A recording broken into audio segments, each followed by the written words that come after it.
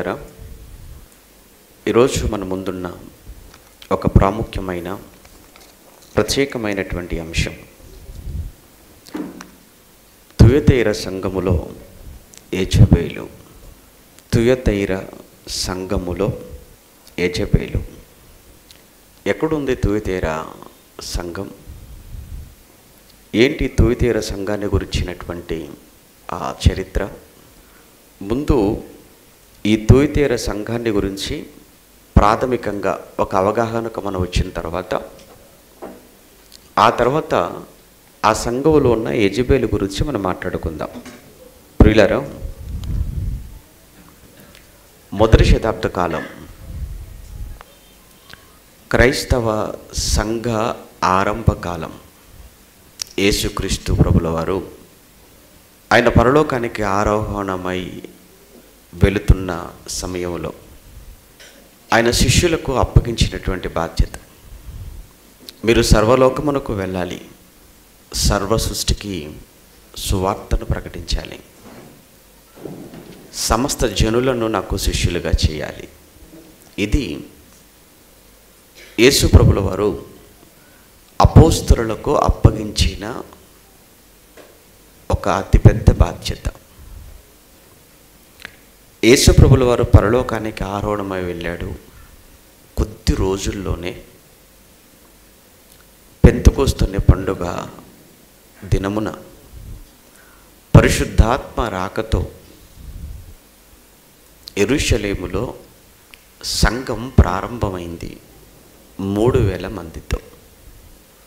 అలా 3000 మందితో ప్రారంభమైనటువంటి ప్రప్రథమ సంఘం, మొట్టమొదటి సంఘం యెరూషలేము సంఘం. ఆ యెరూషలేము సంఘము నుండి అనేక సంఘాలు స్థాపించబడుతూ సంఘాలు విస్తరిస్తూ ఉన్నటువంటి క్రమాన్ని మనం చూస్తాం. యూదయ ప్రాంతంలో సంఘాలు, సమరయ ప్రాంతంలో సంఘాలు, గలిలయ ప్రాంతంలో సంఘాలు. ఇక అపోస్తలులైన పౌలు గారి రాకతో ప్రపంచవ్యాప్త బోధిగంతముల వరకు, అనగా మొదటి శతాబ్దంలో ప్రపంచాన్ని ఏలుతున్న, ప్రపంచాన్ని పరిపాలిస్తున్న సామ్రాజ్యమైన రోమా సామ్రాజ్య రాజధాని క్యాపిటల్ రోమ్ వరకు వాక్యం వెళ్ళింది. సంఘాలు ఆసియా, యూరప్, ఆఫ్రికా, ఇలా అంతటా కూడా సంఘాలు స్థాపించబడుతున్నటువంటి కాలం. పేతురు గారు తను రాసినటువంటి 2 పత్రికలు, అందులో పేతురు గారు రాసిన మొదటి పత్రికను మనం చదువుతున్నప్పుడు ఆ మొదటి పత్రిక సారాంశం అంతా కూడా శ్రమలను గురించినటువంటి ఆ విషయముగా మనకు అందులో కనబడుతూ ఉంది. మనం మొదటి అధ్యాయం 2, 3, 4 ఇలా 5 వరకు మనం చదువుతున్నప్పుడు మొదటి పేతురు పత్రిక అంతా కూడా, ఆ పత్రిక అంతా కూడా శ్రమలలో ఉన్న క్రైస్తవ్యాన్ని బలపరచటానికి, వారికి ధైర్యం చెప్పటానికి పేతురు గారు చేసిన ప్రయత్నం.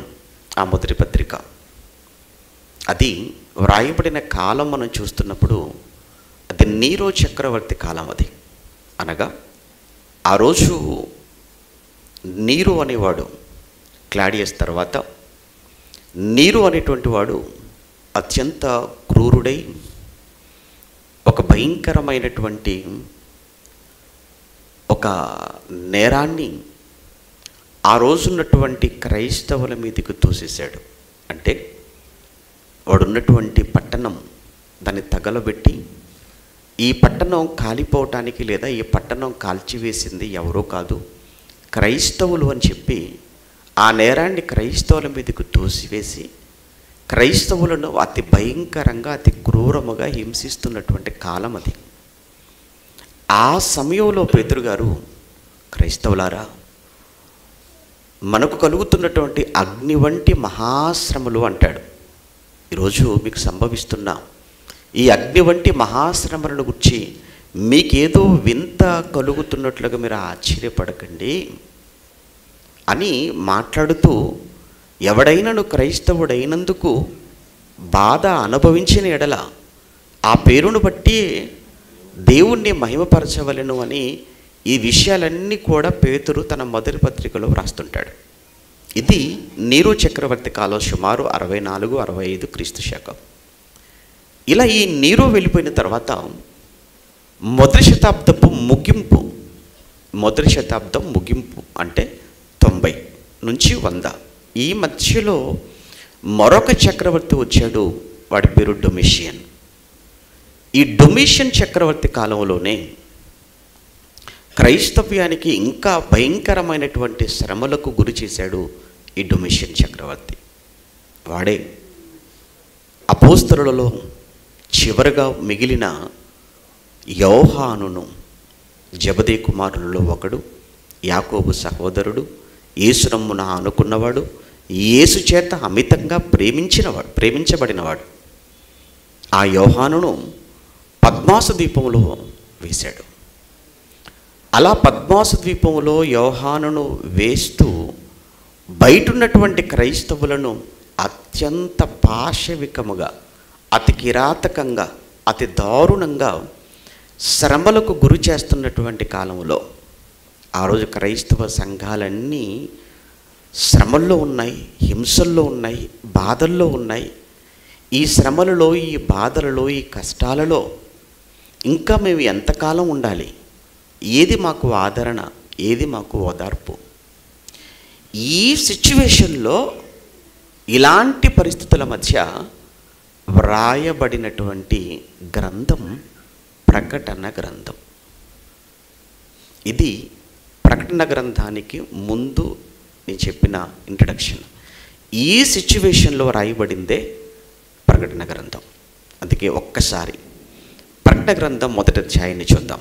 ప్రకటన గ్రంథం మొదటి అధ్యాయం, ప్రకటన గ్రంథం మొదటి అధ్యాయం 9వ వచనం.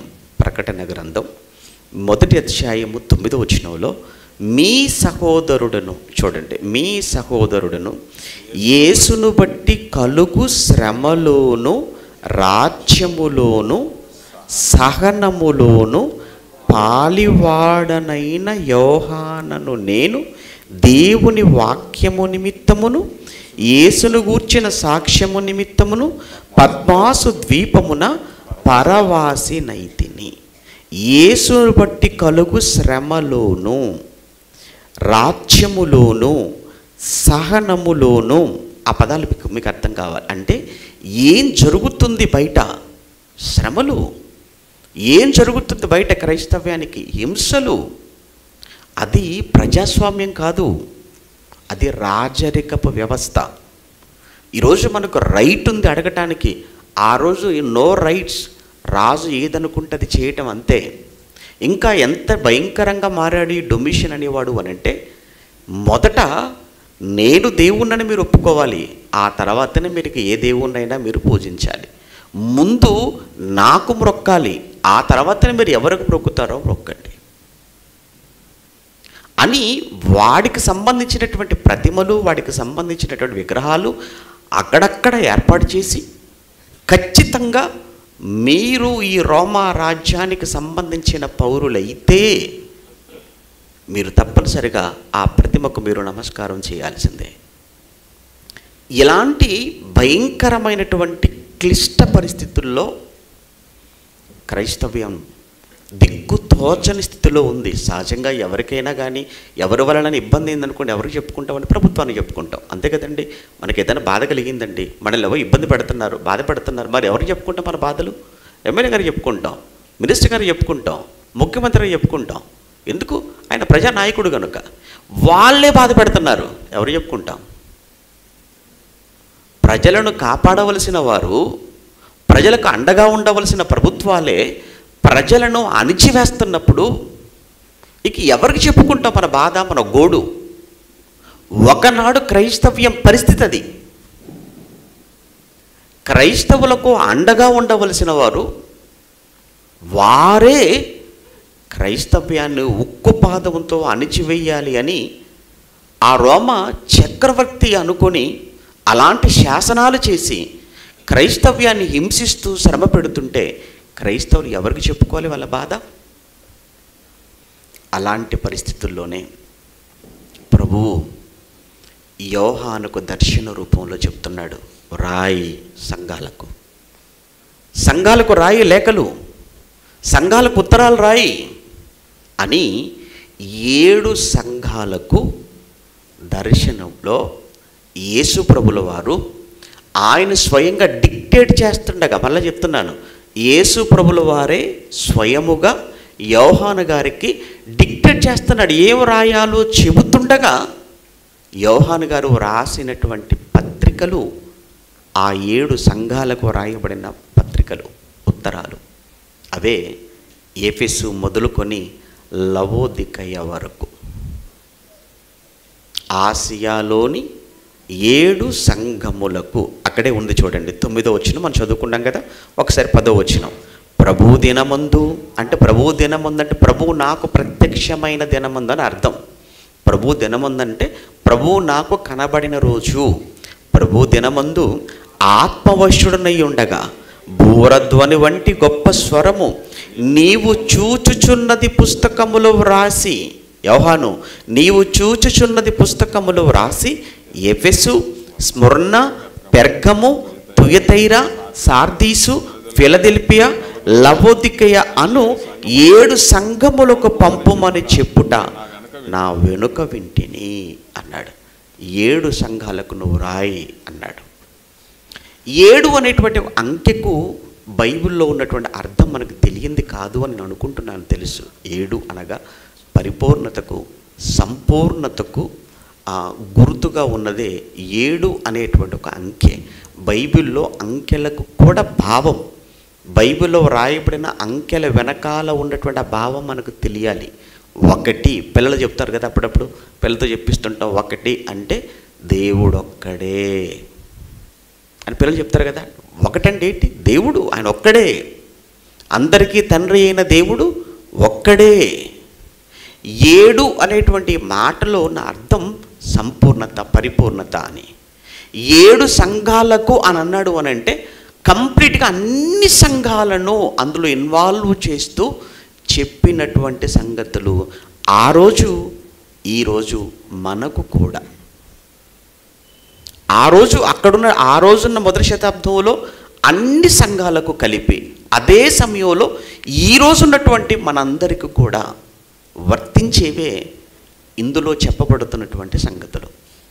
ఆసియాలోని 7 సంఘములకు అన్నాడు. ఏ ఆసియా? అదేనండి, మైనర్ ఏసియా అంటాం కదా. అది ఈరోజు మనం చూస్తే ప్రపంచ పటంలో టర్కీ అని ఒక చిన్ని దేశం మనకు కనబడుతుంది. మీరు చూడండి, మన ఆసియా ఖండంలో టర్కీ అనేటువంటి ఒక చిన్ని దేశం. ఆ టర్కీలో ఒక ప్రాంతం ఈ ఆసియాలో ఉన్నటువంటి 7 సంఘాలు. ఒకసారి ఇది మనకు బైబిల్లో కూడా మనకు మ్యాప్స్ ఉన్నాయి కదా. బైబిల్లో మ్యాప్స్ చూశారు కదా, ఎప్పుడైనా చూసారా? బైబిల్లో ఉన్న పుస్తకాలు, అధ్యాయాలు చూడలేదండి, మ్యాప్ల దాకా వెళ్ళిపోతాం మనం. బైబిల్లో ఆదికాండం నుంచి ప్రకటన వరకు 66 పుస్తకాలే పూర్తిగా చూడలేదు. ఈ పూర్తయితే కదా మ్యాప్ దగ్గరికి వెళ్ళేది. సర్లేండి, అవి తర్వాత పూర్తి చేద్దరు. ముందు మన పాఠానికి ఇప్పుడు మ్యాప్ అవసరం. ఒకసారి మ్యాప్ దగ్గరికి వెళ్ళి ఆ తర్వాత మళ్ళీ ఇక్కడికి వచ్చేద్దాం. ఒకసారి చివరి మ్యాప్ ఒకటి ఉంది చూసారా? చివరి మ్యాప్ అనగా అపోస్తలుడైనటువంటి పౌలు గారు ప్రయాణం చేసిన ప్రదేశాలు. ఆసియా అని పెద్ద అక్షరాలతో ఉంది, కనిపించిందా? ఆసియా అని. ఆసియాకు మీరు అలా కింది భాగానికి వచ్చారనుకోండి, ఉత్తరం వైపుకు, ఆసియాలో కిందికి దిగటం, దక్షిణం, కిందికంటే దక్షిణం. అలా కాస్త మీరు ఎడమకి వెళ్ళారనుకోండి, అంటే పడమరకు, ఓకే, పశ్చిమ వైపుకు, వెస్ట్ సైడ్కి వెళ్ళిపోతే అక్కడ మీకు పెర్గము కనబడుతుందా? అక్కడ చూడండి, పెర్గము కనబడుతుంది. కనిపించి అందరికీ కనబడాలి. అందరూ చూసారా లేదా? లేదా మీ బైబిల్లో?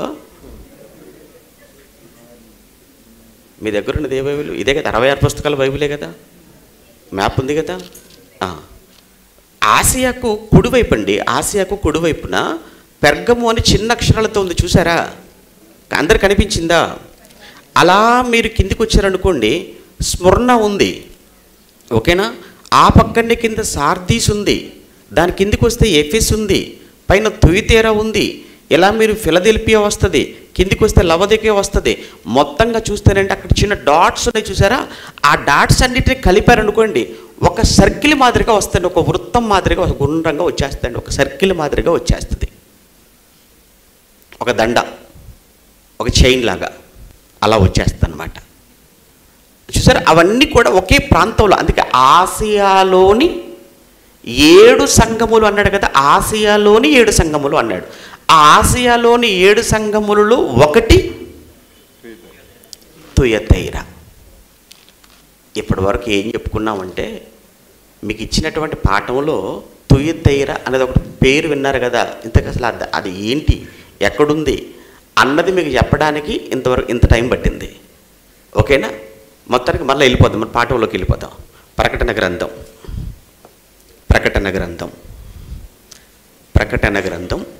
2వ అధ్యాయం. ప్రకటన గ్రంథం 2వ అధ్యాయంలో ముందు ఎఫెసు గురించి మాట్లాడతాడు.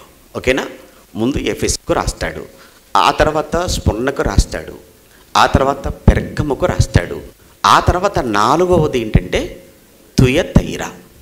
Okay, Ephesus number 1, number 2 Smyrna, number 3 Pergamum, number 4 Thyatira అన్నాడు. ఇక ఈ తుయతైరా అనేటువంటి ఇది ఒక పట్టణం అయితే, ఈ పట్టణానికి సంబంధించినటువంటి కొంత చరిత్ర మనకు తెలిసి ఉండాలి. ఏమంటారు, ఆ పట్టణాన్ని గురించి కొంత అవగాహన ఉండాలి.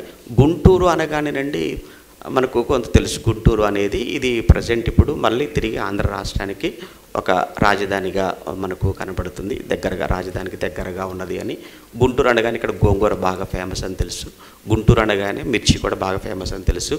ఆ తర్వాత 3వది ఒక పత్తి అలాంటిది ఏమైనా పండిస్తారేమో ఎక్కువగా. అంటే గుంటూరు అనగానే కొంత భౌగోళికంగా మనకు ఇక్కడ ఏంటి అనేది మనకు కొంత అవగాహన ఉంది, బాగుంది. అలానే మరి ఈ పట్టణం తుయతైరా, ఎందుకంటే ఇప్పుడు తుయతైరాకు ఏం రాస్తున్నాడో అందులో ఉన్నటువంటి విషయాలు మనకు అర్థం కావాలంటే దాని బ్యాక్గ్రౌండ్ కూడా కొంత మనకు తెలిసి ఉండాలి ఆ పట్టణాన్ని గురించి. ఓకే, ఇప్పుడు ఈ తుయతైరా అనేటువంటి పట్టణం ఇది ఎఫెసు కంటే ముందు, తర్వాత పెర్గము కదా, పెర్గము తర్వాత కదా. ఈ పెర్గము అనే పట్టణాన్ని మీరు చూశారు కదా, మ్యాప్లో మీరు చూశారు.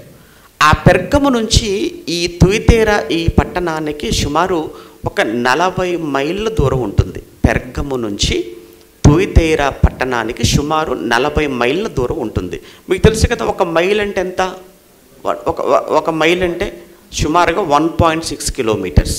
ఓకేనా, మన కిలోమీటర్ల లాగా యాక్చువల్గా అయితే మైల్స్లో కొలుస్తారు. ఒక మైల్ అంటే 1.6 కిలోమీటర్స్ అనమాట. అంటే 40 మైళ్ళ, పెర్గముకు 40 మైళ్ళ దూరంలో ఉన్నటువంటి ఒక పట్టణం తుయతైరా. ఒక విషయం తెలిసింది. ఇక రెండో విషయం ఏంటంటే, తుయతైరా అనేటువంటి ఈ పట్టణం బాగా బిజినెస్ జరిగేటువంటి పట్టణం. బాగా డబ్బు ఏమంటారు అంటే ధన సమృద్ధి కాగలిగిన పట్టణం. ఓకే, ధన సమృద్ధి గల పట్టణము అనగా అక్కడ ఏమంటారంటే ఫ్యాక్టరీస్ ఎక్కువగా ఉంటాయి. అదే సమయంలో అక్కడ ఫ్యాక్టరీస్ ఎక్కువగా ఉన్నట్టు వ్యాపారం ఎక్కువగా జరుగుతుంది.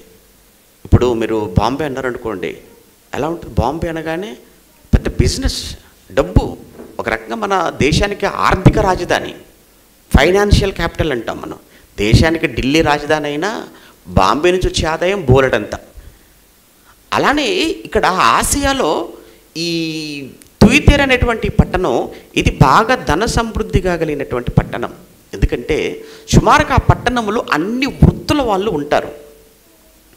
అన్ని వృత్తుల వాళ్ళు అక్కడ ఏ వృత్తుల వాళ్ళు ఉంటారు సుమారుగా అక్కడ? అంటే వృత్తుల వాళ్ళు అని అంటే మరి ఆ వృత్తి చేసే వాళ్ళు ప్రొడక్ట్స్ ఉంటాయి కదా. ఉదాహరణకు అక్కడ వస్త్ర వ్యాపారం ఎక్కువగా జరుగుతుంది. అంటే వస్త్రాలను అక్కడ తయారు చేస్తూ ఉంటారు. చేనేత, చేతులతో అల్లటం. ఆ తర్వాత 3వదిగా మనకు కనిపించేటువంటిది ఏంటంటే అక్కడ కంచు, బ్రాంజ్ అంటాం కదా ఇంగ్లీష్లో, అది అక్కడ ఎక్కువగా తయారు చేస్తూ ఉంటారు. రాగి, అది అక్కడ ఎక్కువగా తయారు చేస్తూ ఉంటారు. వస్త్రముల మీద అద్దకము చేస్తుంటారు చూసారా, వస్త్రముల మీద అద్దకము చేసేటువంటి ఆ ప్రోడక్ట్ కూడా ఆ పట్టణంలో చాలా ఎక్కువగా ఉంటుంది. ఆ తర్వాత ఆ అద్దకానికి ఉపయోగించేటువంటి ఏమంటారు ఊదా రంగు, ఆ ఊదా రంగు పొడి కూడా అక్కడే బాగా దొరుకుతుంది. మీకు ఊదా రంగు పొడి తుయితేర అనగానే ఎక్కడో మనకు ఏదో ఒక విషయం వెంటనే మనకు కనెక్ట్ అయిపోతుంది. ఏంటా అంటే ఆ లూదియా అని ఒక స్త్రీ గురించి మనం చదువుకుంటాం అపోస్తుల కార్యముల్లో. అపోస్తుల కార్యములు 16వ అధ్యాయాన్ని మనం చదువుకుంటున్నప్పుడు అక్కడ లూదియా గురించి వ్రాయబడిన ఒక అద్భుతమైన మాట ఒకసారి చూద్దాం. 16వ అధ్యాయము అపోస్తుల కార్యములు 14వ వచనంలో ఏమని రాయబడి ఉంది? అప్పుడు లూదియా అను దైవభక్తి కలిగిన ఒక స్త్రీ వినుచుండెను. ఆవిడ గురించి అండి మాట్లాడుతూ దైవభక్తి కలిగిన అన్న పదాన్ని ఉపయోగించాడు, చూసారా? అంటే నిజంగా అప్పటికి ఇంకా పౌలు గారు అక్కడికి వెళ్ళలేదు. అప్పటి వరకు పౌలు గారి బోధ అంటే క్రొత్త నిబంధన యేసుక్రీస్తుని గురించినటువంటి వార్త తనకేమీ తెలియదు. అయినప్పటికీ కూడా ఆవిడ దైవభక్తి కలిగిందిగా ఉంది. అవును కదా? ఇప్పుడు కొర్నేలి అనేటువంటి వ్యక్తి దగ్గరకు పేతురు గారు వెళ్ళినంత వరకు ఆ కొర్నేలి అనేటువంటి ఆ వ్యక్తి కూడా ఎలా ఉన్నాడు? అతను కూడా దైవభక్తి కలిగినటువంటి వాడు అని చెప్పి ఏమంటే దేవదూత వచ్చి అతనితో మాట్లాడినట్టు సందర్భం మనం చదువుకుంటాం కదా అపోస్తుల కార్యం 10వ అధ్యాయంలో. అంటే యేసుక్రీస్తుని గురించినటువంటి సువార్త అన్నది ఆ కొర్నేలికి తెలియనప్పటికీ కూడా అతను భక్తి కలిగిన వాడు అని అతని గురించి రాయబట్ట మనం చూసాం. ఇక్కడ కూడా యేసుక్రీస్తు గురించి తెలియకపోయినప్పటికీ అప్పటికి ఈ లూదియా కూడా దైవభక్తి కలిగినటువంటి స్త్రీగా ఇక్కడ ఆవిడ గురించి రాయబడి ఉంది. ఓకే, ఆవిడ గురించి వద్దులేండి, ఇప్పుడు ఆ తర్వాత చదువుకుందాం. ఆమె ఓదా రంగు పొడిని అమ్ము తుయతైర పట్టణస్తురాలు. అమ్మయ్య, అంటే ఇప్పుడు ఈ లూదియా అనే ఆవిడ ఏ పట్టణానికి చెందిన ఆవిడ? తుయతైర. మన పాఠం కూడా అదేనా? ఏంటి మన పాఠం పేరు ఏంటి? తుయతైర సంఘములో యెజబెల్. తుయతైర పట్టణంలో లూదియా అంటే బాగుండేది, కానీ తుయతైర సంఘంలో ఎవరట? యెజబెల్ అట.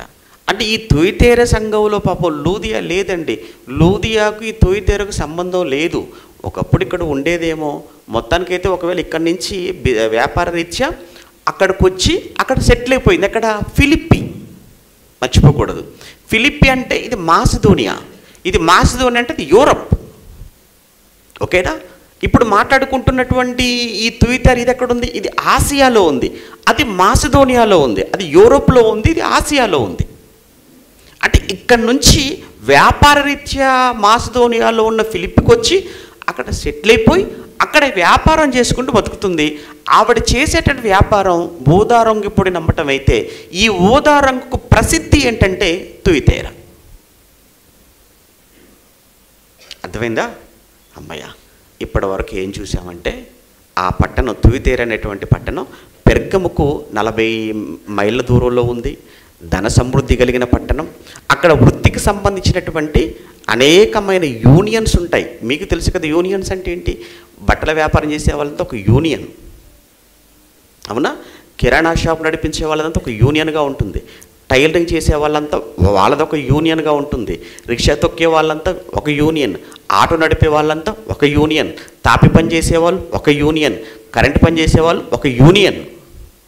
అలానే తుయితైర పట్టణంలో అనేక వృత్తులు చేసేవాళ్ళు ఉండటం వల్ల ఈ వృత్తులు చేసే వాళ్ళందరిది ఒక్కొక్క వృత్తి చేసే వాళ్ళందరూ ఒక్కొక్క యూనియన్గా ఉండేవాళ్ళు. ఇప్పుడు ఇదంతా మనకి ఎందుకంటే చాలా అవసరం. ఇది తెలిస్తే మీకు అది అర్థమవుతుంది. అందుకోసం ఇదంతా చెప్తున్నాను. ఇప్పుడు ఈ ఏ వృత్తి చేసే వాళ్ళు ఆ వృత్తికి సంబంధించి ఆ పట్టణంలో వాళ్ళంతా కూడా ఒక్కొక్క ఆ దేవత, దేవుడు ఆ వృత్తికి సంబంధించి ఉండేవాళ్ళు.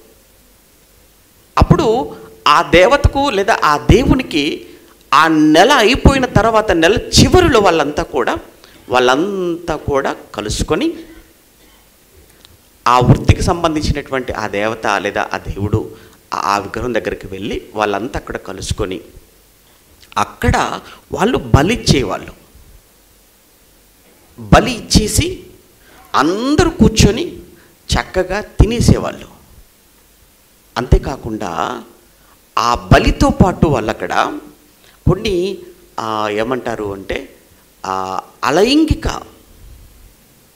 లైంగిక అవినీతి కార్యక్రమాలు, జారత్వం, అంతే కదండి. ఎలా ఉంటుంది? ఈరోజే ఏదో వేటు ఎస్ఎంఎస్లో వేటు ఏంటి న్యూస్ కదా, వేటు న్యూస్ సాయంత్రమే ఒక న్యూస్ చూశాను. ప్రజెంట్ అంతా కూడా వినాయక ఏమంటారు ఉత్సవాల సమయంలో మనం ఉంటున్నాం కదా. ఎక్కడో మరి ఎక్కడ తిరుపతిలోనూ సంథింగ్ ఎక్కడో తెలియదు, కరెక్ట్ గుర్తులేదు. వినాయకుని విగ్రహం పెట్టారంట వాళ్ళ దేవుడు. ముందేమో ఎవరినో అశ్లీల డ్యాన్స్ చేసేటువంటి వాళ్ళని తీసుకొచ్చేసి అక్కడ నిలబెట్టి బావల సయ్యా అంటున్నారట. అంటే పాట న్యూస్లో వచ్చింది చెప్తున్నా నేను. అంటే అక్కడ వెనక పెట్టింది ఎవరిని, వీళ్ళు చేసేదేంటి? ఈ విషయంలో దీన్ని ఎవరైతే ఆ కార్యక్రమం పెట్టి అలా పాడుతూ ఆడుతూ నిజంగా ఒక భక్తితో చేయవలసిన కార్యక్రమాన్ని ఏంటి ఎలా చేసేసారు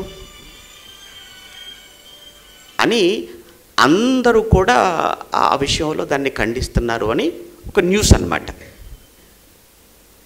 ఇక మరి ఆ రోజు ఎంత విపరీతం అంటే ఆ రోజు జరిగినటువంటి దారుణం అది కంటిన్యూగా జరుగుతుంది. తినడం, ఆ తర్వాత తాగడం, ఆ తర్వాత గెంతడం, ఆ తర్వాత వచ్చేసి ఎవరిష్టం వచ్చినట్టుగా వాళ్ళు జారత్వం, వ్యభిచారం. ఇది ఒక అలవాటుగా ప్రతి నెల చివరిలో ఆ వృత్తులు చేసే వాళ్ళంతా కూడా ఆ విధంగా వాళ్ళు ఉండేవాళ్ళు.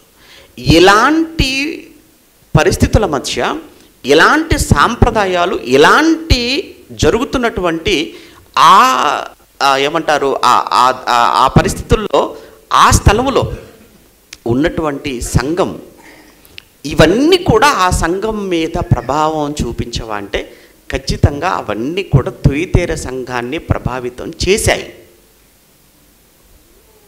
అవన్నీ కూడా సంఘాన్ని ప్రభావితం చేస్తున్నాయి. ఇప్పుడు కొరింథీ గురించి కూడా మీరు ఆలోచిస్తే కొరింథీ పత్రిక మీరు చదవండి, తర్వాత మొదటి పత్రిక మీరు చదవండి. కొరింథీలో కూడా చాలా భయంకరమైనటువంటి సిచ్యువేషన్స్ ఉన్నట్లుగా పౌలు గారు గ్రహించి పౌలు గారు వాళ్ళకు వాళ్ళని గద్దిస్తూ వాళ్ళని హెచ్చరిస్తూ పత్రిక రాస్తుంటాడు. అదే సమయంలో వాళ్ళకు ఉన్నటువంటి కొన్ని సందేహాలు కూడా వాళ్ళు అడిగిన వెంటనే పౌలు గారు ఆ పత్రికలో వివరించుకుంటూ ఆయన రాయటం అనేది మనం ఆ పత్రికలో మనం చదువుకుంటాం. ఇక్కడ కూడా మనం చూస్తుంటే ఈ పట్టణం తుయితేర పట్టణం అనగానే అనేకమైనటువంటి వృత్తులు, ఆ వృత్తులకు సంబంధించి యూనియన్లు, వాళ్ళంతా కూడా వాళ్ళు ఆరాధించేటువంటి ఆ దేవుళ్ళు దేవతలకు ప్రతి నెలలో తప్పనిసరిగా, ఇప్పుడు క్రైస్తవులు అయితే మాత్రం పని చేసుకోరా? ఇప్పుడు ఇది ఎందుకు వచ్చింది, ఈ సమస్య ఎందుకు వచ్చింది అని అంటే, ఇప్పుడు క్రైస్తవులైతే మాత్రం ఎవరు మీరు క్రైస్తవులైతే మాత్రం మీరు ఏ పని చేసుకోవటం లేదా? మీరు ఏ వ్యాపారం చేసుకోవటం లేదా? ఏ పనులకు వెళ్ళటం లేదా? కరెంట్ పని చేసుకోవటం లేదా? ఆటో నడుపుకోవటం లేదా? రిక్షా దొక్కుకోవటం లేదా? ఏదో ఒక పనికి వెళ్ళాలి కదా. మరి ఏదో ఒక పనికి వెళ్ళవలసి వచ్చినప్పుడు ఆ రోజు కూడా తప్పనిసరిగా ఈ వృత్తిలో ఉన్నవాడు తప్పనిసరిగా చివరికి వచ్చేటప్పటికి, నెల చివరికి వచ్చేటప్పటికి మాతో కలిసి బలి ఇవ్వాలి, మాతో కలిసి కూర్చోవాలి, ఇక్కడ మాతో కలిసి తినాలి, మాతో కలిసి త్రాగాలి, మాతో కలిసి మేము చేసేవన్నీ చేయాలి. లేదంటే నువ్వు ఈ వృత్తిలో ఉండటానికి వీల్లేదు.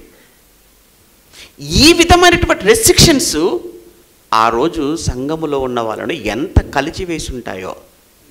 అప్పుడు జరుగుతున్నది ఏంటంటే, కొంతమంది ఏమైపోతున్నారంటే ఇటు సంఘములో ఉండలేక, అలా అని పూర్తిగా సమాజంలో కలవలేక, బాగా వినండి, పూర్తిగా సంఘములో క్రీస్తుకు లోబడి కొన్నారనుకోండి, ఎంత జాగ్రత్తగా చూసుకుంటారండి మీరు. అమ్మో ఎందుకు, అది విలువైనది. మీరు ఫోన్ తెచ్చుకున్నారు, విలువైంది అది. మీరు వెళ్ళేటప్పుడు ఫోన్ ఉందో లేదో చూసుకుంటారా? చూసుకుంటారు. మీరు మీతో తెచ్చుకున్న విలువైన ఏ ఒక్క వస్తువు కూడా మీరు వదిలేసి వెళ్ళరు. వెళ్ళేటప్పుడు నా దగ్గర ఉందా లేదా అని మీరు చూసుకొని మరి వెళ్ళిపోతారు. ఇంట్లో కూడా మీరు చూడండి, మీరు డబ్బు చాలా జాగ్రత్తగా దాచుకుంటారు, బంగారం చాలా జాగ్రత్తగా దాచుకుంటారు. ఎందుకు? విలువైంది కనుక. డబ్బు, బంగారం, మనము విలువ పెట్టి కొన్న ప్రతి వస్తువును జాగ్రత్తగా చూసుకుంటాం. కారు, లక్షల రూపాయలు విలువ చేసే కారు, రోడ్డు మీద వెళ్తున్నాం, పక్క నుంచి ఎవరో వెళుతూ ఏదో గీత పడిపోయింది అనుకోండి, ఎంత బాధపడిపోతారండి. కారు ఉన్న వాళ్ళకి తెలుసు. గీత పడింది అంతే, ఏం అవ్వలేదు. గీత పడినందుకే అది దానికి పడినట్టు కాదు, వీళ్ళకే పడినట్టుగా, వీళ్ళకే అది తాకుతూ వెళ్ళిపోయినట్లుగా ఫీల్ అయిపోతాడు ఓనర్. నిజంగా చెప్తున్నాడు ఓనర్, నేను ఒక ఓనర్నే కనుక చెప్తున్నాను. నిజమేనండి అది. ఎందుకు? దాని కాస్ట్ అంత ఇప్పుడు ఆలోచిస్తాం. శ్రమ. ఇక ఏకంగా ఎవరో వచ్చి గుద్దేశారనుకోండి, వదిలిపెట్టదు, పోనీలేండి వదిలేయండి అని అంటారు ఎవరైనా. ఎంత ఆవేశం దిగుతారు కిందికి దిగేటప్పుడు. ఎందుకు? అది విలువైంది నీకు తెలుసు. మరి నువ్వు విలువ పెట్టి కొన్న ఒక వస్తువు గురించి ఇంత ఆలోచిస్తున్నప్పుడు యేసు ప్రాణం పెట్టి కొన్న సంఘాన్ని వదిలేస్తాడా ఆయన? చూసారా? అలానే ఇంకొక విషయం చెప్తాను. ఏమండి, ఇక్కడ వేదిక మీద సేవకులు ఉన్నారు. ఏ ఒక్క సేవకుడు కూడా నిజంగా తన కష్టాన్ని సంఘం కోసం పెట్టినప్పుడు ఆ సంఘం కోసం నిరంతరం ఆలోచిస్తుంటాడు తెలుసా? అది మీకు తెలియదు. ఎందుకంటే ఒక వ్యక్తిని క్రీస్తు ఎద్దుకు తీసుకొని రావడానికి వచ్చిన వ్యక్తిని క్రీస్తులో నిలబెట్టడం ఎంత కష్టతరమైందో అది కేవలం తీసుకొని వచ్చిన సేవకుడికి తెలుస్తుంది. వచ్చిపోయేవాడికి తెలియదు దాని విలువేంటో, ఏమంటే ఆ వ్యక్తి విలువేంటో, ఆత్మ విలువేంటో. ఏముందంటే లేని మాటలు, మాయ మాటలు చెవులో పెట్టేసి వాడిని సంఘానికి దూరం చేసి సహవాసానికి దూరం చేయటం క్షణంలో పని. కానీ ఒక వ్యక్తిని తీసుకురా సంఘంలోనికి, అప్పుడు నిజంగా కష్టపడి నీకు అర్థమవుతుంది. ఎప్పుడైనా కానీ ఒక కొత్త వ్యక్తిని సంఘానికి పరిచయం మీరు చేశారా, తీసుకొచ్చారా, నిలువ పెట్టారా, అది ఎంత కష్టంతో కూడుకుందో అన్న తెలియాలి అని అంటే మీరు చేసి చూడండి ప్రాక్టికల్గా. అందుకని ఎప్పుడు కూడా సేవకుడు బాధపడుతూ ఉంటాడు. చాలా ఆ ప్రసంగాలలో ఎందుకు వేదనతో మాట్లాడుతూ ఉంటాడు అని అంటే అది ఆ సేవకుడు పడిన కష్టం. అది మీకు తెలియదు. అది ఎందుకండి నేను ఎలా మాట్లాడుతున్నాడు, ఎందుకంటే ఇతను ఇలా మాట్లాడుతున్నాడు, ఎందుకండి అలాంటి మాటలు చెప్పాలి ప్రసంగంలో అని కూసే వాళ్ళు ఉంటారు చూసారా, వాళ్ళకి తెలియదండి. పౌలంతటి మహానుభావుడు ఎఫెసు సంఘంలో ఉన్న పెద్దలను పిలిపించి మిలేతుకు ఆ ఎఫెసు సంఘ పెద్దలతో మాట్లాడుతున్నప్పుడు చెప్పిన మాట అంటే తెలుసా? 3 సంవత్సరములు రాత్రింబగళ్ళు మీకోసం నేను కన్నీళ్ళు పెట్టుకున్నాను. మీకు తెలియదా? 3 సంవత్సరములు ఎఫెసు పట్టణంలో ఉండి యూదులు ఎన్నో మార్లు నా మీద కుట్రలు చేసి నిందలు మోపి చంపాలని ప్రయత్నం చేసి అయినా నేను భయపడక, అయినా నేను ధైర్యంతో ఆ పట్టణంలో ఉండి నా మీద వచ్చే నిందల కోసం, నా పట్ల చేస్తున్న కుట్రలు నాకు తెలిసి ఎంతగా ఏడ్చానో, ఎన్ని రోజులు భోజనం మానేశాను, నిద్ర లేకుండా ఉన్నానో, అయినా వాటన్నిటి ఫలితం ఈరోజు ఎఫెసులో నిలబడిన ఈ సంఘం అని నేను వెళ్ళిపోతున్నాను. నేను వెళ్ళిన తర్వాత క్రూరమైనటువంటి తొడేళ్ళు ఈ సంఘంలోనికి మీలోని ప్రవేశిస్తాయి. వాళ్ళు మందని కనికరించేవారు కారు, వంకర మాటలు చెప్తారు, సంఘాన్ని మొత్తం మనుషులు తమ బట్టి ఈడ్చుకొని వెళ్ళిపోతారు, సంఘాన్ని అంతా గలిబిలి చేస్తారు, పాడు చేసేస్తారు. నేను 3 సంవత్సరాలు పడిన కన్నీళ్లు కారుస్తూ నేను పడిన కష్టం అంతా ఎక్కడ వ్యర్థమైపోతుందో. బా, అది సేవకుడు ఆవేదనండి. మీకేం తెలుస్తుంది? మీకేమీ తెలియదు. మిమ్ములు రండి అని చెప్పి బ్రతిమలాడి తీసుకొచ్చి కూర్చోబెడితే రావడం కూడా మహా కష్టమే. మీరు ఆదివారం ఆరాధనలో మీరు కనబడకపోతే సేవకుడు, ఇక్కడ కూర్చున్న సేవకుడు, నిలబడిన సేవకుడికి ఎలా ఉంటుందో తెలుసా? ఎందుకు రాలేదో, ఏం జరిగి ఉంటుందో, ఏ సంఘాలలో ఆయన సంచరిస్తుంటాడనమాట. బాగా వినండి. 7 సంఘాలంటే 7 అంటే సంపూర్ణం అనుకుంటే, సంఘాలన్నీ ఆయనవే అనుకుంటే, నీకు విషయం తెలుసా? నువ్వు ఆదివారం నువ్వు ఆరాధనకు నువ్వు రాకపోవచ్చు, కానీ ఆయన వచ్చి అక్కడ అటెండెన్స్ తీసుకుంటున్నాడు. నువ్వు వచ్చావో లేదోనని నువ్వు చూసుకుంటున్నాడు. ఆయన నిన్ను చూసుకుంటున్నాడు. అక్కడ నువ్వు ఉన్నావా లేదా, నువ్వు వచ్చావా రాలేదా. సంఘం ఎందుకు ప్రాణం పెట్టి కొన్నాడు ఆయన, విలువ పెట్టి కొనబడిన వారం మనం. తన రక్తం ఇచ్చి కొన్నాడు. డబ్బు పెట్టి కొన్న వస్తువుకే నువ్వు ఇంత విలువిస్తే ప్రాణం పెట్టుకున్న సంఘానికి ఆయన ఎంత విలువిస్తాడు. అందుకే ఏ సంఘాన్ని విడిచిపెట్టక ప్రపంచంలో ఉన్న అన్ని సంఘాలను అనుక్షణం చూస్తున్నవాడు, సంఘాలను సరిచేసుకుంటున్నవాడు, కడుగుతున్నవాడు, వాటన్నిటినీ కూడా చక్కగా ఏ కలంకము లేకుండగా, ఏ ముడత లేకుండగా, ఏ డాము లేకుండగా ఎప్పటికప్పుడు తన వాక్యముతో ఆ సంఘాన్ని సరిచేసుకుంటున్నవాడండి ఆయన. ఎందుకు? ఆయనది కనుక. అందుకే ఎఫెసుకి వెళ్ళాడు, చూశాడు, అంత చూసి రిజల్ట్ చెప్తున్నాడు అనమాట. ఇదిగో ఈ సంఘాన్ని చూశాను, ఈ సంఘంలో అంత బాగుంది, కాకపోతే ప్రేమ లేదు వాళ్ళకు. అందుకే మొదట నీకుండిన ప్రేమ నువ్వు ఎఫెసు సంఘమా నువ్వు వదిలేసావు, అంత బాగుంది. రాయ్ మెరిట్స్ డిమెరిట్స్ అనమాట. మంచి అటు చూశాడు, చెడు చెప్తున్నాడు, ఆ దాన్ని సరి చేసుకోమని చెప్తున్నాడు అనమాట. అవేనండి ఈ పత్రికలో ఉన్నాయని మనకు అనిపించేవి అవే.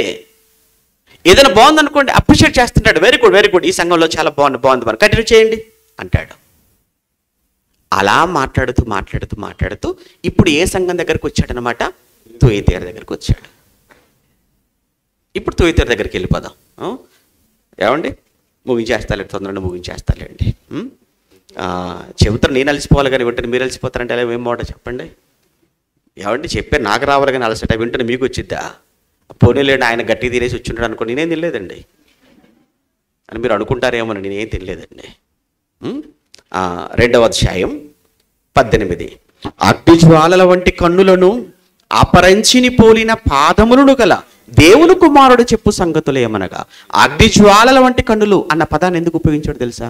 అగ్నిజ్వాలలు అని అంటే ఆయనకంతా తెలుసు.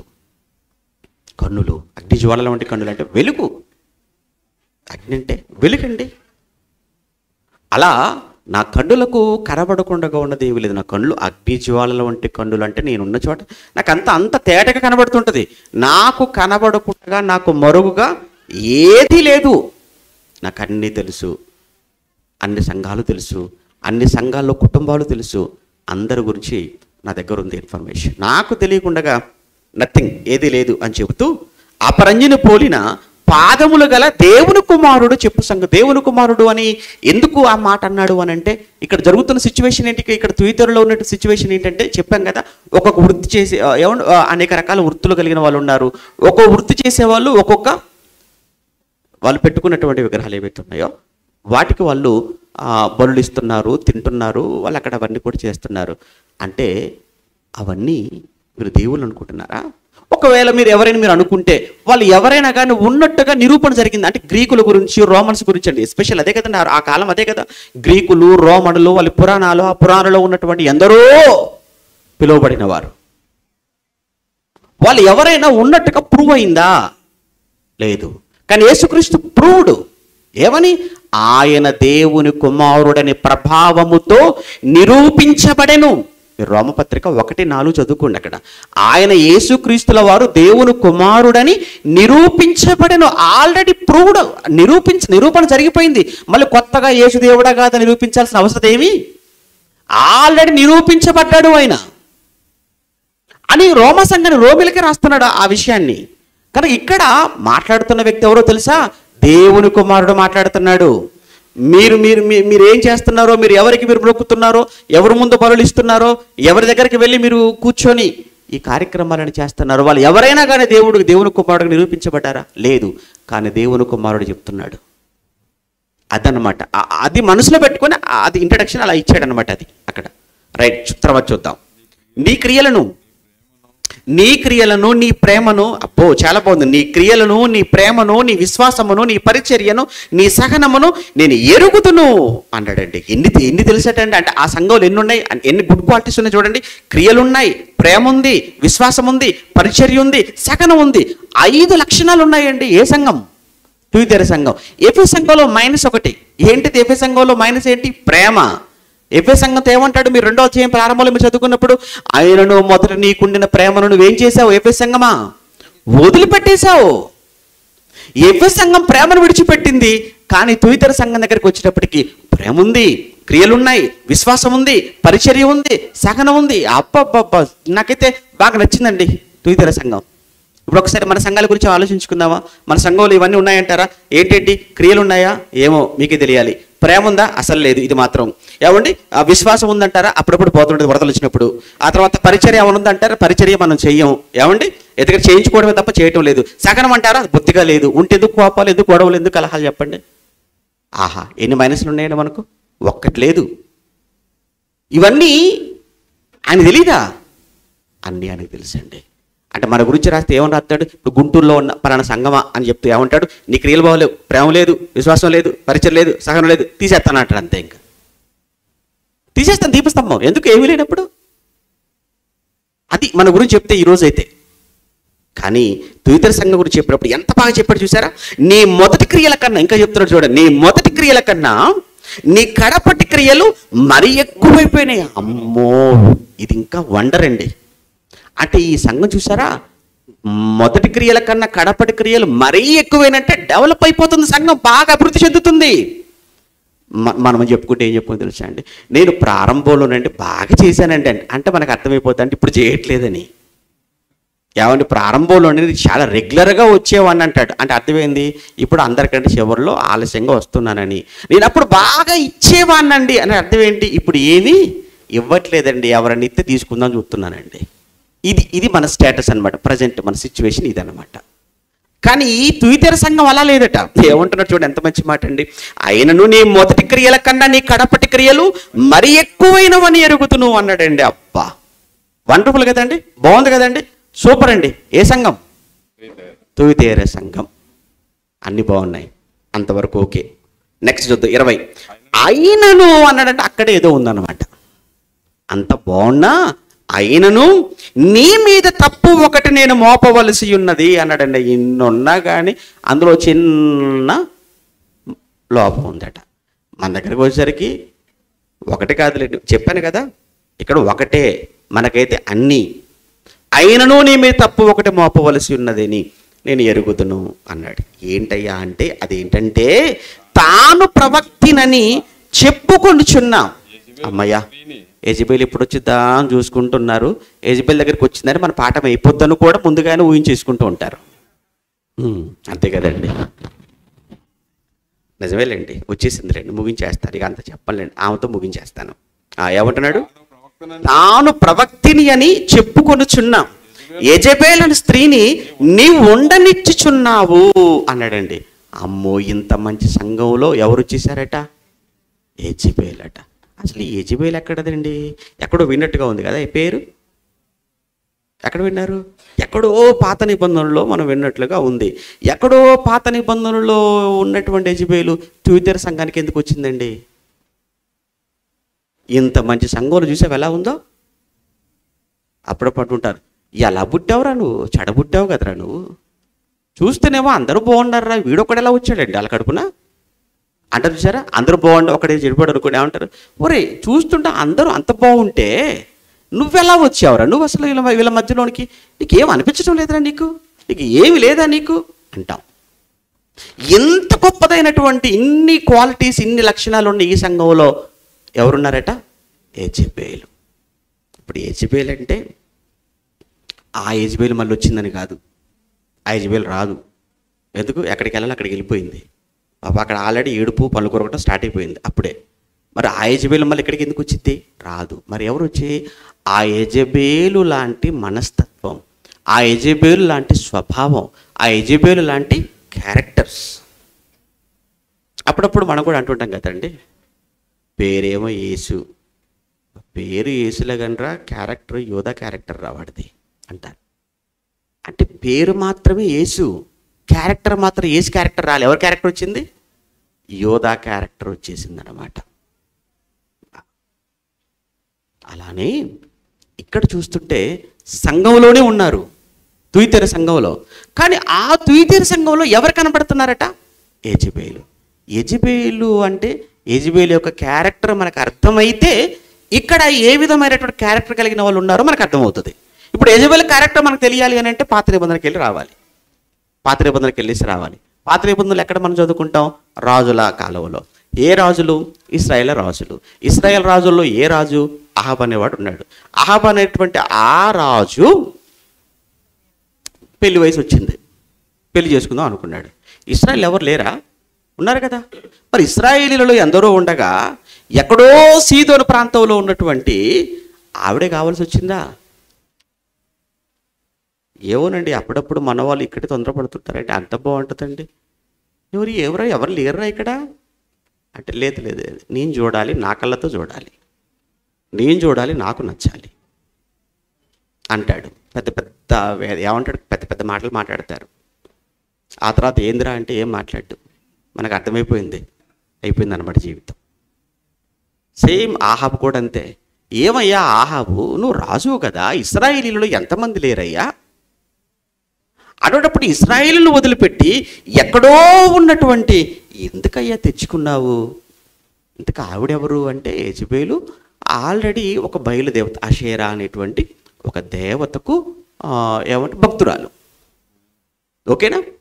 అక్కడి నుంచి ఆవిడ వచ్చింది. వచ్చిన తర్వాత ఈవ మారిద్దేమో అనుకుంటే ఈవ మారలేదు, ఆయనే మార్చేసింది. అంటే ఆహాబును మత మార్పిడి చేసేసిందండి. ఆహాబు మతం ఏంటి? యూదా మతం. ఇప్పుడు యూదా మతంలో ఉన్నటువంటి ఆహాబును ఏ మతంలోకి మార్చేసింది? బయలు మతంలోకి తీసుకెళ్ళిపోయింది. మీలో కొంతమంది అంటుంటారు, అందుకే చెప్తున్నాను అన్న, వాళ్ళు అన్యుళ్ళే కానీ చేసుకుంటూ వచ్చేస్తారటన్న.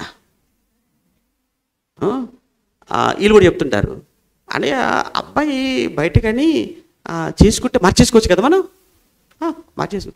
నువ్వు నిన్ను మార్చేస్తారు వాళ్ళు. నువ్వు అనుకున్నంత ఈజీ కాదు, నువ్వు అనుకున్నంత సులువు కాదు. ఏమండి నిజంగానంటే వచ్చేసి ఎలా మార్చేసిందని అంటే ఆహాబును కంప్లీట్గా ఆ బయలుకు భక్తుడిగా మార్చేసింది. యెహోవా భక్తుడిని ఏ భక్తుడిగా మార్చేసింది? బయలుకు భక్తుడిగా మార్చేసింది. నెంబర్ 1. నెంబర్ 2 ఏంటంటే, అంటే ఇవన్నీ చెప్పాలంటే టైం పడుతుంది కాబట్టి నేను మీకు రెఫరెన్స్లు అవన్నీ ఇవ్వట్లేదు. 16వ అధ్యాయం రాజుల మొదటి గ్రంథం, 18వ అధ్యాయం, 19వ అధ్యాయం, ఇవన్నీ మీరు తర్వాత చదువుకోవాల్సిన వెళ్ళండి. ఏమంటే ఆ తర్వాత చేసిన పని ఏంటంటే వెంటనే తన ప్రవక్తలు పిలిపించేసుకుంది. అక్కడ పిలిపించేసుకొని అక్కడ యెహోవా ప్రవక్తలు ఎవరైతే ఉన్నారో యెహోవా ప్రవక్తలందరినీ కూడా చంపించే ప్లాన్ చేసిందండి. ఎందుకంటే ఏలియా వచ్చి చెప్పేసి వార్నింగ్ ఇచ్చేసాడు కదా, ఇదిగో రాబోయే సంవత్సరాలలో వర్షమే కానీ మంచే కానీ ఈ ప్రాంతంలో పడదు, ఏమనుకుంటున్నావో ఆహాబు అన్నాడు. అంతేనండి, కోపం వచ్చేసిందండి. కోపం వచ్చేసి ఏలియా కోసం పంపించేసింది అంతే. అంతేకాదు, ఏలియా ఎవడు? యెహోవా ప్రవక్త. కనుక ఏలియా దొరకలేదా? ఏలియా దొరకకపోతే ఏంటి, యెహోవా ప్రవక్తలు ఎక్కడెక్కడ ఉన్నారు దేశంలో అందరిని బంధించేసేయండి, అందరిని చంపిపడేసేయండి. ఏంటండి క్రూరత్వం? ఓకే, మరి చేసి నెక్స్ట్ పని ఏంటి? తన బయలు ప్రవక్తలు ఎవరైతే ఉన్నారో 450 మందికి పైగా ఉన్న బయలు ప్రవక్తలను వాళ్ళందరినీ పోషిస్తుంది, యెహోవా ప్రవక్తలనేమో చంపిస్తుంది. ఆహా, ఇది చాలా దారుణం. ఓకే, ఇది అయిపోయింది. రెండో విషయం. ఇక మూడో విషయంగా మనం చూసినప్పుడు నాబోతు అనేటువంటి ఒక అమాయకుడు పేదవాడు, తనకున్నది తన పిత్రార్జితం ఏదైతే ఉందో ద్రాక్ష తోట, ఆ ద్రాక్ష తోటను అడిగాడు అయ్యగారు, ఎవరు? ఆహాబు గారు. దానికి పాపం లా ప్రకారంగా ఒప్పుకోలేదు, ధర్మశాస్త్ర ప్రకారంగా ఇవ్వకూడదు. కనుక నేను ధర్మశాస్త్ర ప్రకారంగా నేను దాన్ని తప్పలేనండి, నేను ఇవ్వలేనండి, నా పిత్రార్జితం నాకు నా పిల్లలకు ఎలా రావాల్సిందే తప్ప నేను అమ్మలేనండి, ప్లీజ్ అండి మీరు ఏమనుకోవద్దని చెప్పేశాడు. కానీ ఆయనకు మాత్రం అసలు మనసు కుదురుపడట్లేదు, స్థిమితంగా లేడు. ఇంటికి వెళ్ళిపోయాడు, మొహం మార్చుకుని పడుకున్నాడట. మొహం మార్చుకుని పడుకోవడం ఏంటండి అంటే అప్పటికే మనకు అర్థమైపోయింది, అంటే ఇంట్లో పెత్తనం ఎవరితో మనకు అర్థమైపోయింది. మొహం మార్చుకోవాల్సింది యెజబెలు కానీ ఎవరు మార్చుకుంటున్నారు? ఆహా మార్చేసుకున్నాడు. అంటే అర్థం ఏంటి? ఈవిడేమో భర్త పొజిషన్లోకి వెళ్ళిపోయింది, ఆయనేమో భార్య పొజిషన్లోకి వచ్చేసాడు. ఇక ఎప్పుడైతే ఆయన వాళ్ళ ముఖం మార్చుకోవటం చూసిందో దగ్గరికి వెళ్ళిపోయి అంటుంది, ఎంత బాగుంటుందో ఒకసారి ఆ మాట చూద్దామండి. ఆ ఒక్క మాట చూడాలండి, చాలా బాగుంటుంది. ఎక్కడ? రాజుల మొదటి గ్రంథం, రాజుల మొదటి గ్రంథం 21వ అధ్యాయం, రాజుల మొదటి గ్రంథం 21వ అధ్యాయం 7వ వచనం. అందుకతని భార్య అయిన యెజబెలు, ఇశ్రాయేలులో నీవిప్పుడు రాజ్య పరిపాలనము చేయుట లేదా? లేచి భోజనము చేసి మనసులో సంతోషముగా ఉండు. నేనే, ఆ పదం చూడండి అక్కడ, అమ్మో, నేనే యెజ్రెయేలీయుడైనటువంటి నాబోతు ద్రాక్ష తోట నీకు ఇప్పించేది. అసలు ఎవరులా మారిపోయారండి? క్యారెక్టర్ సెట్ ఇలా మారిపోయాయి. ఏమన్నా భర్త మాట్లాడతారు కదా ఆ మాట, డైలాగులు ఎవరు మాట్లాడుతున్నారు? భార్య మాట్లాడుతుంది. నేనున్నాను కదండి, మీకు ఎందుకు, ధైర్యంగా ఉండండి, నేను ఇప్పించేస్తాను చూడు అన్నదండి. నిజంగా అన్నంత పని చేసిందండి. ఇద్దరు తప్పుడు దొంగ సాక్షులను తీసుకొచ్చేసింది, నాబోతుకు వ్యతిరేకంగా నిలబెట్టేసింది, నాబోతును రాళ్ళతో కొట్టించేసింది. వెంటనే వార్నింగ్ వచ్చేసిందండి అక్కడి నుంచి. చూడండి 19వ వచనంలో, నీవు అతను చూచి ఇలాగ ప్రకటించి యెహోవా సెలవిచ్చిన మరి దీన్ని స్వాధీనపరుచుకున్న వాళ్ళు నీవు నాబోతు తప్పించింది కదా. యెహోవా సెలవిచ్చిన మరి ఏ స్థలం మంది కుక్కలు నాబోతు రక్తమును నాకెను, ఆ స్థలం మంది కుక్కలు నీ రక్తమును నిజముగా నాకునని అతనితో చెప్పాను. అయిపోయింది. ఇది చివరికి వచ్చేసరికి యెజబెలు ఎంత దారుణంగా ఎంత క్రూరంగా చచ్చిపోయిందో అదొక్కసారి మనం చూసి మళ్ళీ మన ప్రకటన గ్రంథానికి వెళ్ళాలి. ఎందుకంటే ఈవిడ గురించి మనకు అర్థమైతే అది మనకు అర్థమవుతుంది. అందు గురించి ఇక్కడ తీసుకొచ్చేసాను. రాజుల 2వ గ్రంథం 9వ అధ్యాయం. రాజుల 2వ గ్రంథం 9వ అధ్యాయం.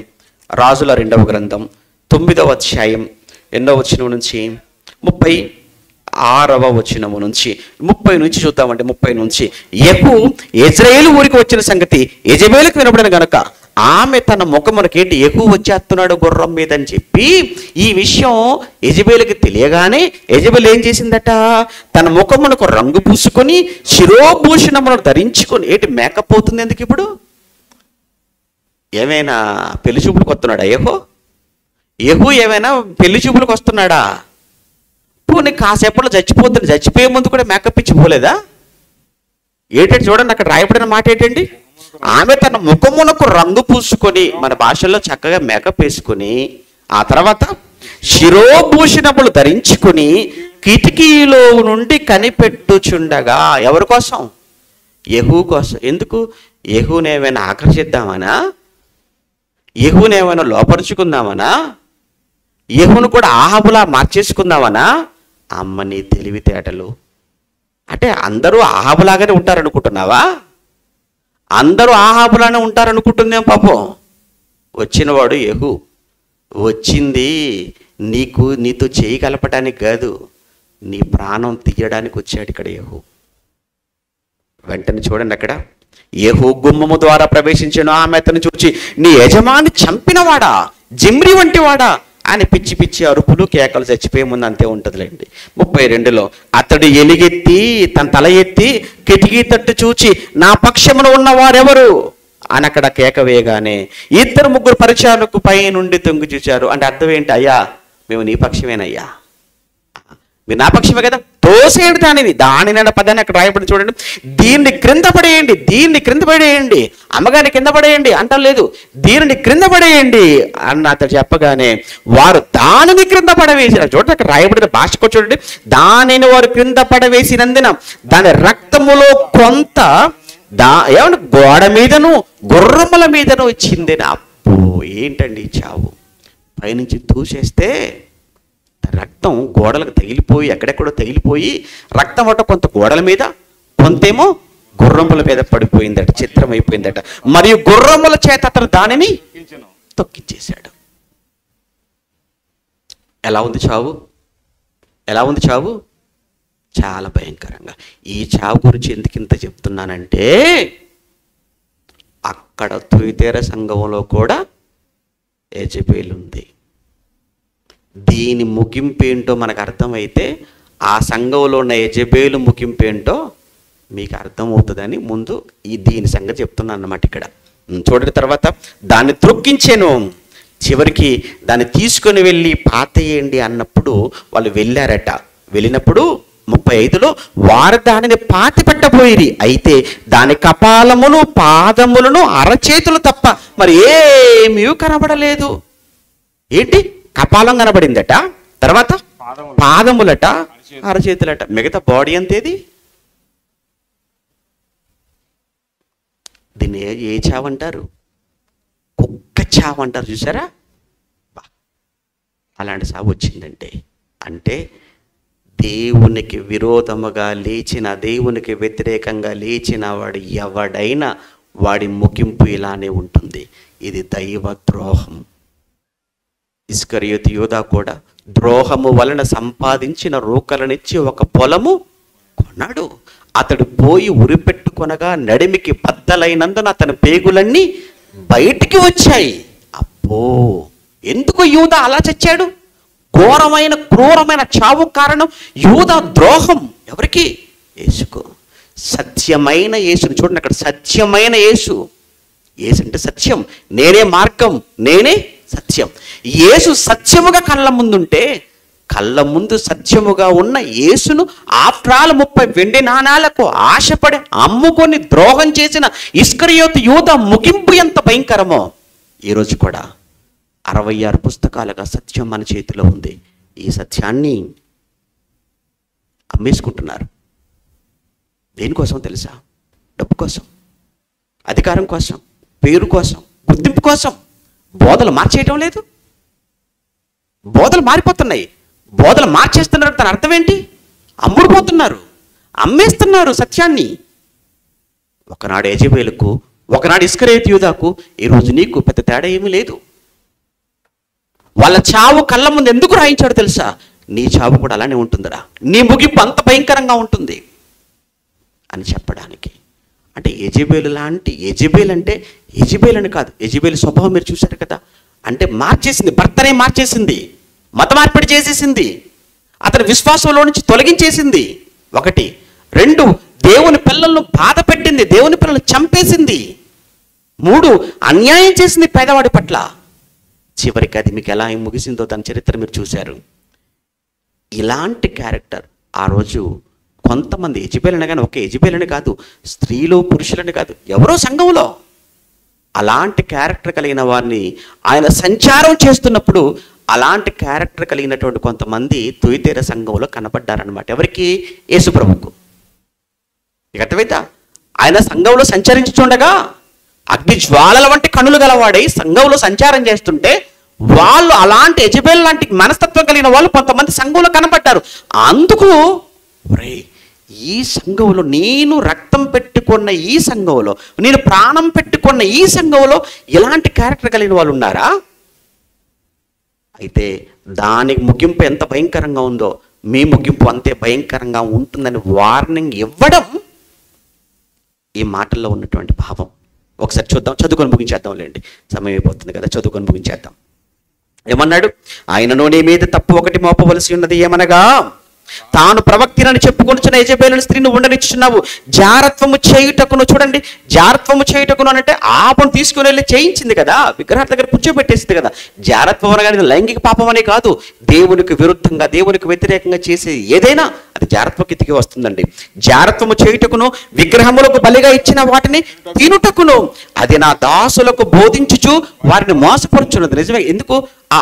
ఏమైనా తుయతీర సంఘాలు చెప్పాను కదా, అనేకమైన ట్రేడ్ యూనియన్స్ ఉన్నాయని చెప్పాను కదా, అనేకమైన వృత్తుల వాళ్ళు ఉన్నారు కదా, ఒక్కొక్క వృత్తి చేసే వాళ్ళకు ఒక్కొక్క విగ్రహము, వాళ్ళకు ఒక దేవుడుగా దేవుడు వాళ్ళు కొలుచుకునే వాళ్ళు ఉన్నారని చెప్పాను కదా, గ్రీకు రోమా దేవతలు. ఆ దేవతలకు వాళ్ళంతా నెల కాగానే వాళ్ళు ఏం చేస్తున్నారని చెప్పుకున్నాము, వాళ్ళు బలిస్తున్నారు, తింటున్నారు, అక్కడ త్రాగుతున్నారు, అనేకమి చేస్తున్నారు. చేస్తూ ఈ సంఘంలో ఉన్న వాళ్ళు కూడా కొంతమంది ఏం చేస్తున్నారట? పదండి, పర్లేదు పదండి, వాళ్ళతో కలిసిపోవచ్చు. మనం వాళ్ళతో కలుస్తావా? వాళ్ళతో కలిసి ఉండటం తప్పు కాదు, కానీ ఒకప్పుడు నువ్వు కలుస్తున్నావేమో, ఇప్పుడు అలాంటి వారితో మన సాంగత్యం చేయకూడదు. మీరు మొదటి కొరింథీ పత్రిక 5వ అధ్యాయం కానీ 2వ కొరింథీ పత్రిక 6వ అధ్యాయం కానీ చదువుతున్నప్పుడు ఇప్పుడు మీరు సహోదరులు అనబడిన వారు ఇప్పుడు ఎవరు కూడా జారులతో కానీ లోబులతో కానీ అలాంటి వారితో మీరు అసలు సాంగత్యం చేయకూడదు. కానీ ఇప్పుడు ఇక్కడ ఈ సంఘంలో కొంతమంది అలా చేస్తున్నారు. ఒకవేళ మన సంఘంలో కూడా ఏం కాదు బ్రదర్, వెళ్ళొచ్చు బ్రదర్, తినొచ్చు బ్రదర్, చేయొచ్చు బ్రదర్, అలా ఏం కాదండి, ఇలా మాట్లాడుతున్నారా? దూరంగా తీసుకెళ్ళిపోతున్నారు సత్యానికి దూరంగా తీసుకొని వెళ్ళిపోతున్నారు అని అంటే అమాయకులైనటువంటి విశ్వాసులను దాని ఫలితం మీరు అనుభవించక తప్పదు. అయినా దేవుడు ఎంత మంచివాడంటే తర్వాత చెప్తున్నాడు అక్కడ, జారత్వం చేయుటకు, విగ్రహ బలిగా ఇచ్చిన తినుటకు నా దాసులకు బోధించుచు వారిని ఏం చేస్తుంది? మోసం. ఏమండి, ఒక విషయం చెప్తాను, మీరు క్రొత్త నిబంధనలో పత్రికలు మొత్తం ఎన్నండి పత్రికలు? మొత్తంగానండి అన్ని పత్రికలు కలిపితే 4 సువార్తలు అండి, ఒక చరిత్ర పుస్తకం 5 ప్లస్ చివరిలో రాయబడిన ప్రకటన గ్రంథం 6. ఈ 6 తీసేస్తేనండి మొత్తం 21 అండి. 21 ఏమున్నాయి? పత్రికలే ఉన్నాయండి. 21 పత్రికల్లో మెజారిటీ 1-2 పత్రికలు తప్పిస్తే మిగతా పత్రికలన్నింటిలో కూడా ఉన్నటువంటి కామన్ పాయింట్ ఏంటి చెప్పమంటారా? మిగతా అన్ని పత్రికల్లో ఉన్న కామన్ పాయింట్ ఏంటి చెప్పమంటారా? అబద్ధ బోధలు, అబద్ధ బోధకులు. Common point.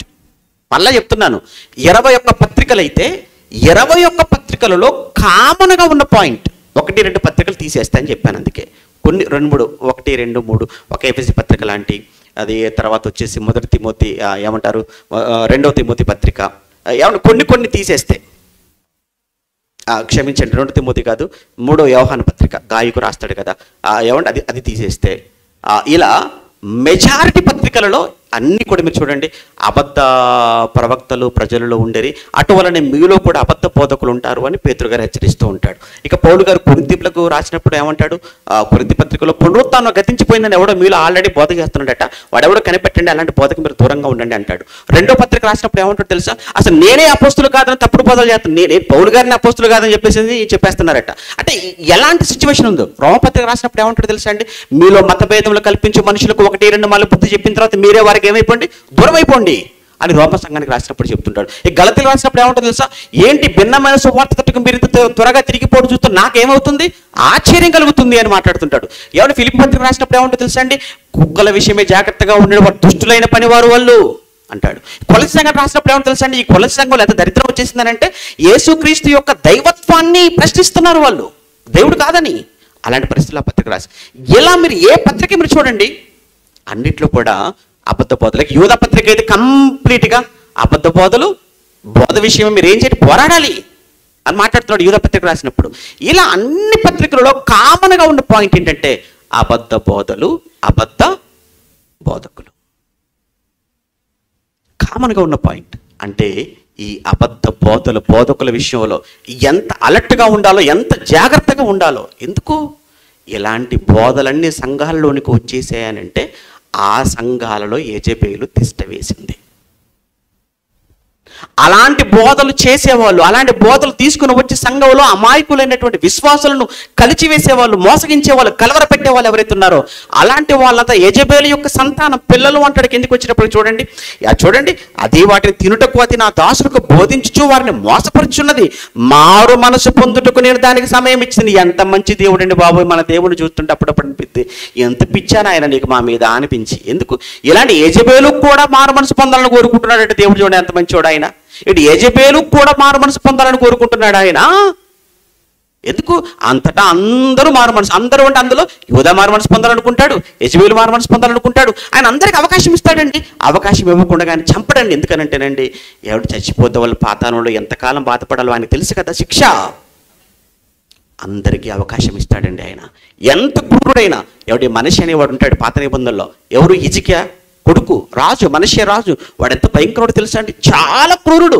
చరిత్ర చెప్పే ఒక విషయం ఏంటంటే యెషయా గారిని కూడా 2 మొద్దులు నరికే, మొద్దుల మధ్య యెషయా గారిని కట్టించేసి రంపములతో కోయించేసి, రంపములతో కోయబడిన ఎప్పుడు పత్రికలను చదువుకోవడం చూసారా, అదెవడు కాదు వాడే అని చరిత్ర చెప్తుంది. బైబిల్లో లేదు కానీ మనకు ఆ సంగతి. అయితే అలాంటి మనిషి కూడా పట్టుబడిన తర్వాత జైల్లో ఉంటుండగా దేవుడికి మొరపెట్టి పశ్చాత్తాపడ్డాడు. అప్పుడు దేవుడు ఏం చేశాడు తెలుసావండి, క్షమించి కరుణించి మళ్ళా తీసుకుని వచ్చి సింహాసనం మీద కూర్చోబెట్టాడు. అంటే మన దేవుడు నిజంగానండి, నువ్వు ఎలాంటి పరిస్థితిలో ఉన్నా నువ్వు నిజంగా మారు మనసు పొందితే, పశ్చాత్తాపడితే నిన్ను క్షమిస్తాడు ఆయన. అది చెప్తున్నాడు ఇక్కడ. యెజెబెలు గురించి అదే చెప్తున్నాడు. యెజెబెలు అది మారు మనసు పొందుటకు నేను దానికి సమయం ఇచ్చి తిని, కానీ అది తన జాగ్రత్తను విడిచిపెట్ట మారు మనసు పొంద. కొంతమంది అంతేనండి మూర్ఖులు, ఎంత చెప్పండి నో వినరు. ఇదిగో నేను దానిని మంచం పట్టించి చెప్తున్నాడు, ఇక ఇది మారదు గనక, ఇదిగో నేను దానిని మంచం పట్టించి దానితో కూడా వ్యభిచరించువారు దాని క్రియల విషయమే మారు మనసు పొందితేనే కానీ వారిని బహుశ్రమల పాలు చేస్తాను. మీరు మారితే సరి, లేకపోతే శ్రమల్లోకి వెళ్ళిపోతారు. ఏ శ్రమలు? ఈ భూమి మీద మీరు హ్యాపీగా బతకొచ్చేమో, ఈ భూమి మీద మీరు అనుకోవచ్చు, చూసారండి నేను మాయపోత చేశానండి, అబద్ధపోత చేశానండి, అనుమోసం చేశానండి, సంఘాలు వాడిని దూరం చేశాను, సంఘాలు వీని దూరం చేశాను, ఆ కుటుంబాన్ని దూరం చేసి ఈ కుటుంబాన్ని దూరం చేసిన, నా వల్ల అక్కడ సంఘం లేకుండా పోయింది అని గొప్పగా చెప్పుకోవచ్చు. కానీ ఆయన వస్తాడు కదా, ఆయన వచ్చినప్పుడు అందరూ ఆయన క్రీస్తు న్యాయపీఠం మీద ప్రత్యక్షం కావాలా? కావాలి. అప్పుడు ఆయన వాని క్రియలు చొప్పున వాళ్ళకి ఏమి ఇస్తానన్నాడు? ప్రతిఫలం. తప్పించుకున్నాను అనుకుంటున్నావా నువ్వు? నువ్వు తప్పించుకోలేదు, దొరికిపోయావు. ఆయనకి రహస్యమైంది ఏముంది అనుకుంటున్నావు నువ్వు? నీ అంతరంగాన్ని చూసిన వాడు ఆయన, పై రూపాన్ని చూసేవాడు కాదు దేవుడు, హృదయాలను ఎరిగిన వాడు ఆయన. ఆయనకు తెలియదంటూ ఏదీ లేదు. అందుకే చెప్తున్నాడు, శ్రమల పాలు చేతును దాని పిల్లలను నిశ్చయముగా చంపి. దాని పిల్లలు అంటే యెజెబెలు పిల్లలు. యెజెబెలు పిల్లలు అంటే ఎవరు అంటే ఆ యెజెబెలు లాంటి మనస్తత్వ దాని బోధలకు ఎవరైతే ప్రభావితులయ్యారో, అబద్ధ బోధలకు, మాయ బోధలకు ఎవరైతే ప్రభావితులై దానిని అలా కంటిన్యూ చేస్తున్నారో వారి కోసం చెప్తున్నాడు, వారిని నిశ్చయముగా చంపెదను, అందువలన అంతరింద్రియములు హృదయములు పరీక్షించేవాడు నేనేనని అని సంఘములన్నీ తెలుసుకొనును. మరియు మీలో ప్రతి వానికి వాని క్రియలు చొప్పున నేను ప్రతిఫలం. మారండి. యెజబెల్ లాంటి క్యారెక్టర్ ఒకటి, విశ్వాసము నుంచి సంఘం నుంచి దూరం చేసే క్యారెక్టర్. ఒక మంచిగా భక్తిగా బ్రతుకుతున్న వాడిని లేని మాటలు, మాయ మాటలు, కాని మాటలు, తెలియని సంగతులు వాళ్ళకి చెప్పి వారిని సంఘానికి, వ్యక్తికి, కాపరికి దూరం చేసి నువ్వు ఆనందపడాలనుకుంటున్నావా? అయితే నీలో యెజబెల్ క్యారెక్టర్ వచ్చేసింది. దేవుని పిల్లలైన వారిని హింసించాలని చూస్తున్నావా? దేవుని కొరకు బ్రతుకుతున్న వాళ్ళను, దేవుని కొరకు కష్టపడుతున్న వాళ్ళని చూసి వారిని కూడా శ్రమల పాలు చేయాలని చూస్తున్నావా? వారి కన్నీళ్ళు పెట్టుకోవాలని చూస్తున్నావా? అది ఆ రోజు ప్రవక్తలు చెప్పినట్టుగా. అయితే నీళ్ళు కూడా యెజబెల్ క్యారెక్టర్ ఉందన్నమాట.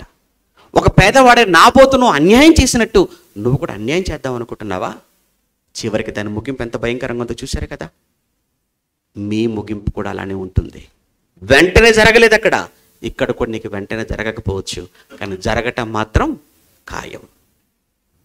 జాగ్రత్త పడండి అని చెప్పటమే ఈ పాఠం యొక్క ముఖ్య ఉద్దేశం. అంతా చెప్పాలి, సమయం లేదు కనుక ఇంతటితో ఈ పాఠాన్ని ముగిస్తున్నాను. ప్రార్థన చేసుకుందాం. ప్రేమగల తండ్రి, పరిశుద్ధుడా, మీకు వందనాలు. ఇప్పటివరకు మీ పిల్లలతో నాయన పంచుకున్న ప్రతి మాట, ప్రతి సంగతి లేఖనానుసారమైనదిగా విశ్వసిస్తూ చెప్పబడిన మాటల్లో ఉన్న జ్ఞానాన్ని, పరమార్థాన్ని మీ పిల్లలు ఎరిగిన వారుగా, గ్రహించిన వారుగా తండ్రి వారి జీవితాలను తండ్రి సరిచేసుకోవటానికి సహాయం చేయండి. ఇంత గొప్పదైన ఈ కార్యక్రమానికి తండ్రి నాంది పలికినటువంటి కుటుంబాన్ని ప్రత్యేకంగా దీవించండి. మీ దీవెనలతో నింపండి. వారికి ఇచ్చిన మంచి మనస్సుకై మీ కృతజ్ఞతలు. ఈ ప్రాంతంలో సేవను జరిగిస్తున్న మీ బిడ్డలందరినీ జ్ఞాపకం చేసుకోండి. మరి మీ బిడ్డల వాక్యంలో పెంచుతున్న తమ్ముడు ప్రశాంత్, తనతో పాటు ఉన్నటువంటి నాయన మిగిలిన మీ బిడ్డలందరి కోసం పేరు పేరున వేడుకుంటున్నాను. మరి వెళ్తున్నారు, క్షేమంగా తీసుకుని వెళ్ళండి. ఇంతటి జ్ఞానానికి మీరు వారసులు చేసిన మీ కుమారుడు మా తండ్రిగానే మీరు దీవించండి. క్రీస్తునామని ప్రార్థన అడుగుతున్నాము తండ్రి. ఆమేన్.